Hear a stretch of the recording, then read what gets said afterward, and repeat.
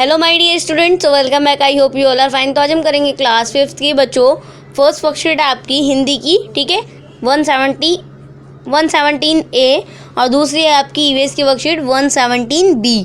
तो चलिए करते हैं, दोनों ही वर्कशीट इसी वीडियो में कराऊंगी मैं। आपको कहीं नहीं जाना, आपने इसी वीडियो में बने रहना है, ठीक है। तो हिंदी वर्कशीट नंबर है बच्चों आपकी 117A। विद्यार्थी के नाम में आपका नाम आएगा, शिक्षक शिक्षिका के नाम में आपकी टीचर का, ठीक है बच्चों। डेट क्या है? 25 नवंबर। नमस्ते प्यारे बच्चों, आशा करते हैं कि आप सभी स्वस्थ और खुश होंगे। प्यारे बच्चों, आपने पाठ स्वामी की दादी पढ़ा, जिसमें स्वामीनाथ और उसकी दादी रात को सोने से पहले बहुत सी बातें करते हैं और अंत में बातें करते करते सो जाते हैं। क्वेश्चन नंबर फर्स्ट आपका नीचे पाठ स्वामी की दादी से कुछ वाक्य लिए गए हैं। इन वाक्यों को बोलकर पढ़िए और कहानी के अनुसार उन्हें सही क्रम दीजिए। इसके बाद उन्हें क्रम अनुसार अपनी कॉपी में लिखिए। तो फर्स्ट है बच्चों आपका सच बड़ा बहादुर लड़का है। तो बच्चों ये फर्स्ट वाला, ये फिफ्थ नहीं, फर्स्ट है। ओह दादी बहुत नहीं जानती राजम कितनी ऊंची चीज़ है, ठीक है। तो फिर उसके बाद ये वाला जो है हमारा, अरे नहीं उसे 100 में से 90 मिले हैं। तो ये क्या है? 2 नंबर हो गया, ये सेकंड नंबर का सेंटेंस हो गया। थर्ड नंबर उसे पहला वाला हो गया, मैं कई सालों तक उसे गले में पहनती रही, ठीक है। उसके बाद फोर्थ ये वाला हो गया आपका, सच बड़ा बहादुर लड़का है। और फिफ्थ ये वाला हो गया आपका, अच्छा बताओ कितने शेर आए थे। और सिक्स ये वाला हो गया, दादी भी रुक रुक कर बोलने लगी, फिर वह भी सो गई, ठीक है बच्चों। चलिए नीचे आ जाते हैं। नीचे दिए गए शब्दों के अर्थ लिखकर उनसे वाक्य बनाना है आपने। तो पहला था संदेह का मतलब होता है शक। स्वामी की दादी को राजम पर संदेह था कि राजम शेर को कैसे मार सकता है। फिर उसके बाद है प्रसन्नता का मतलब होता है खुश। तो इसका क्या लिखेंगे आप? राजन बहुत प्रसन्न था। फिर उसके बाद है उत्साह का मतलब होता है हौसला, मैंने बहुत उत्साह के साथ पढ़ाई की। फिर उसके बाद है अधीर का मतलब होता है बेचैन, स्वामी कहानी सुनने के लिए अधीर था। फिर उसके बाद है चकित यानी कि हैरान, स्वामी की दादी सज्जन की कहानी सुनकर चकित थी, ठीक है बच्चों। चलिए अब बढ़ते हैं आगे क्वेश्चन नंबर 3 पर। नीचे आपके लिए कुछ वाक्य लिखे हुए हैं, इन वाक्यों की सहायता से कहानी को आगे बढ़ाइए। एक गांव में कृष्ण नामक एक किसान रहता था।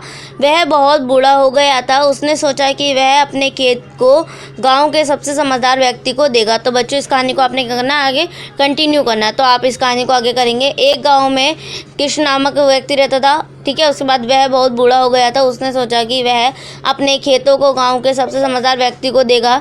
तभी उसने निश्चय किया कि मैं सबसे एक सवाल पूछूंगा, तो व्यक्ति मेरे सवाल का जवाब सही देगा, मैं उसे अपने सारे खेत दे दूंगा।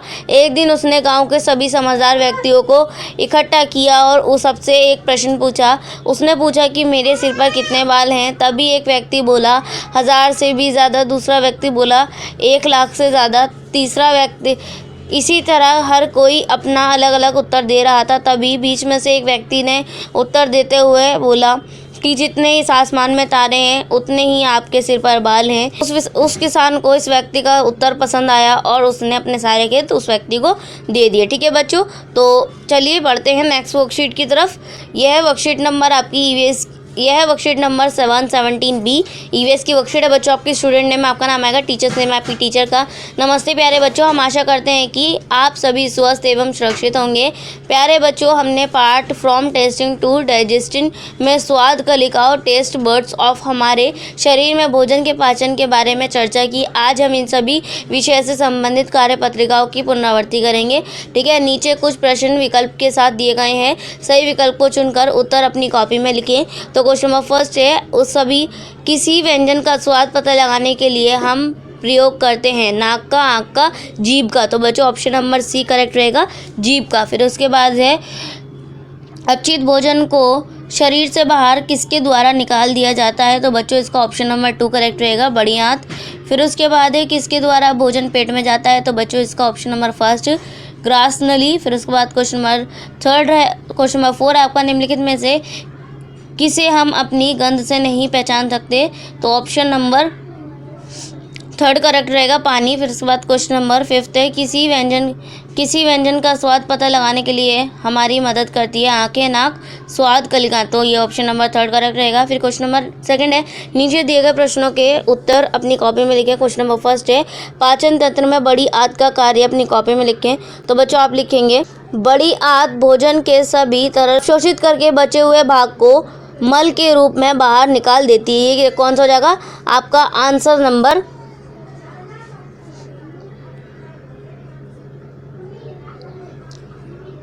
ये हो जाएगा बच्चों आपका आंसर नंबर सेकंड का। ठीक है, चलिए बढ़ते हैं नेक्स्ट क्वेश्चन की तरफ। क्वेश्चन नंबर नेक्स्ट आपका शरीर में पाचन तंत्र का क्या कार्य होता है? तो इसका क्या लिखेंगे आप? पाचन वह प्रक्रिया है जिसमें भोजन को यांत्रिकीय और रासायनिक रूप से छोटे छोटे घटकों में विभाजित कर दिया जाता है ताकि उन्हें रक्तधारा में अवशोषित किया जा सके। पाचन एक प्रक्रिया की अपचय क्रिया है जिसमें आहार के बड़े अणुओं को छोटे छोटे अणुओं में बदल दिया जाता है।